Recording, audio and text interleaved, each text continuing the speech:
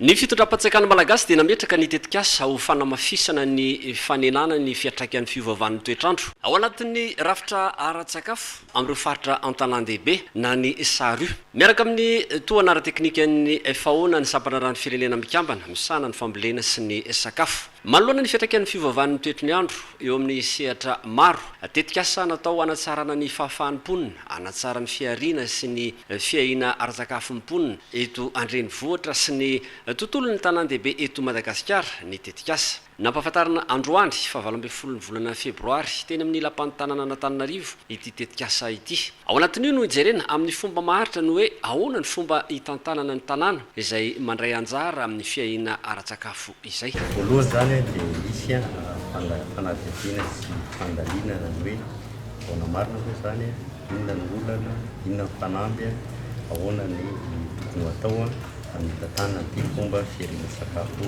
sy famatsiana ny tanan-dehibe amin'ny sakafo ity.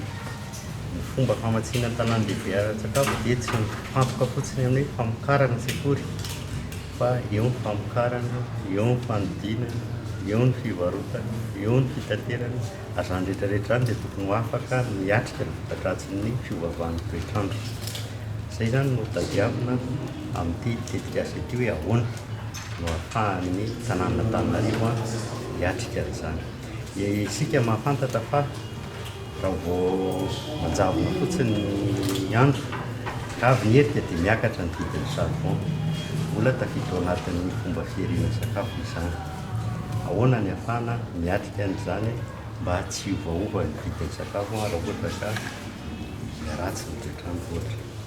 Dia izany rehetrarehetra zany ilay fomba hitantanana an'izany mba hahatonga n'ilay famatsiana sakafo maharitra, mahomby, mivoainjaka ka mampanjary ny sakafon'ny mponina an-tanan-dehibe. Ary io ny mponina an-tanan-dehibe io tsy misy anavahany io fa na ireo voahilikilika na ny vehivavy na ny tanora na mponina rehetrarehetra mihitsy zany ny any ambany tanàna, ny any ambony tanàna dia mahazo tombotsoa amin'izany famatsiana sakafo izany arakaraka ny toerana misy azy avy tsirairay avy. Tetikasan'ny FAO ity sary ity ka renivohitra telo no nametrahana azy dia Kigali, Colombo ary Antananarivo renivohitry Madagasikara. Arak'izany tombony ho antsika malagasy ny fisian'izany tetikasa izany. Ataoko angamba fa tsika angamba miainga amin'ny vilan'ny andreo président foana dia resaka insuffisance alimentaire zany ho an'ny ministère de l'agriculture et l'élevage des pêches. Io moa zany efa natombotsika izy io efa herintaona dia mitohy moa nisy tibe tetikasa ity dia eto Antananarivo indray moa zany manao azy voalohany dia hitatra any amin'ny région le izy avy. Ny vohitsika eto zao anaovantsika ny tetikasa ity hojerena manko izay zavatra ny vahoana zany mivoaka avy aty amintsika izay mahatsara izy satria hitantsika angamba ny Antananarivo fototra daholo ny lavaka rehetra, ny lalana tokony voahantano misy trano dia angamba amin'ny alalan'ny tetikasa ity tsika mahita hoe inona ny vahaolana zany ho raisy tamin'izy satria be da be zany ny zava-jerena zany ao anatin'ny tetikasa.